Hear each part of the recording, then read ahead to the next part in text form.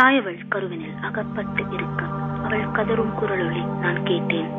காரணம் புரியாமல் தவிப்போடு விவரம் யாதென்று நான் கேட்டேன். என் குரல் கேட்ட அவள் சிரிக்க நான் வினவிய கேள்விக்கு பதிலளித்தாள். குழந்தாய், குழந்தாய், பிறவா குழந்தாய், உன் பிறப்பின் பயனை நான் உரைப்பேன். காதலின் விளைவாய் நீ பிறக்க நானும் கணவரும் உறவு கொண்டோம். தந்தையவன் போராட்டத்தில் உயிர் துறக்க உன் உயிருக்கு அஞ்சி நான் பயந்தேன். நம் குலம் மயிராய் மதிக்கப் பெற அகதிகள் என பெயர் சூட்டப்பட்டோம்.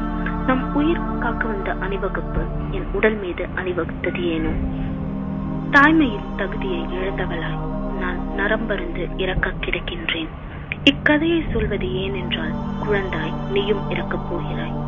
சொர்க்கம் செல்ல போகிறோம். இரவாமல் நீ பிரிந்திருப்பேன். பிஞ்சுவாய் வறண்டு தவித்திருப்பாய். ஊன் அருந்த துடித்திருப்பாய். உந்தி வளர்ந்து எழுந்தாலும் உன்னை ஊனமாக்கி சுகம் காண்பர். விண்மீன் கண்டு ரசிப்பது போய் வெடிகுண்டு கண்டு ஓடிவிடுவாய்.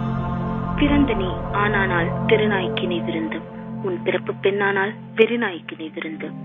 பிறப்புண்டு வதைப்பட்டு சதை கொண்டு ஊர் சிவக்க, இறப்புண்டு வான் பறந்து அருளிலம் சேர்வோமே.